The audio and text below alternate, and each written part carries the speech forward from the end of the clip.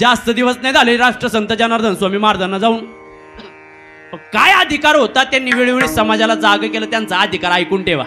काय झालं, एक माता माऊली नवीन लग्न झालं, 3-4 वर्ष झाली लग्नाला, पण काही पुत्रप्राप्ती होईना. आता उच्च शिक्षित असणारी ती सुनबाई पुत्रप्राप्ती होईना म्हणून सासूला जाय आली. सासूने सांगितलं, सुनबाई कामानिमित्त बाहेर असते, 3-4 वर्ष झाले तुझ्या लग्नाला, अजून मूलबाळ नाही. अगं आपल्या जवळ जनार्दन बाबा आहे, गेलं पाहिजे जनार्दन स्वामींच्या दर्शनाला. त्यांनी आशीर्वाद दिला तर पुत्र होतात म्हणे, चला आपल्याला जायचंय.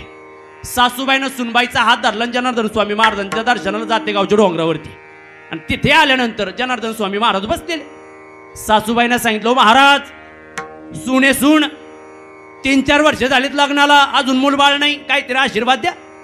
जनार्दन स्वामी महाराजांनी जवळ भस्म पडलेला होता, भस्म घेतला आणि असा समोर केला.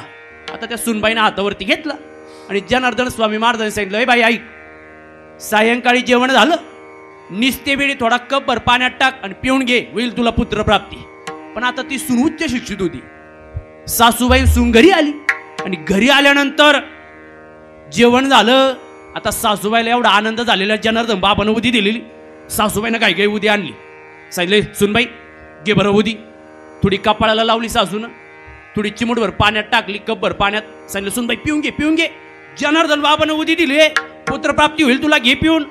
पण ती सुनबाई म्हणे, हो आत्याबाई काही नका सांगू, असे उद्यान बस मग कुठं पोरं होतात की काय, होईल मला कॅन्सर, मी नाही आणणार ती, मला कामाला जायचंय उद्या, झालं काय मग. आता सुनबाई असं बोलल्यानंतर सासूच्या तळपायाच्या मस्तकात गेला. अगं सुनबाई असं नको करू, जनार्दन बाबांनी दिलेला आशीर्वाद तो घे की कब्बर पाण्यानं, काय होतंय. सुनबाईने सांगितलं, तुम्हाला घ्यायची तर घ्या, मी नाही घेणार.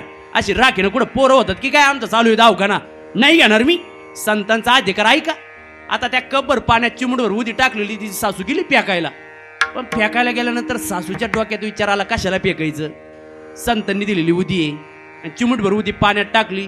सासूबाईनं फेकायच्या ऐवजी स्वतःच पिऊन घेतली.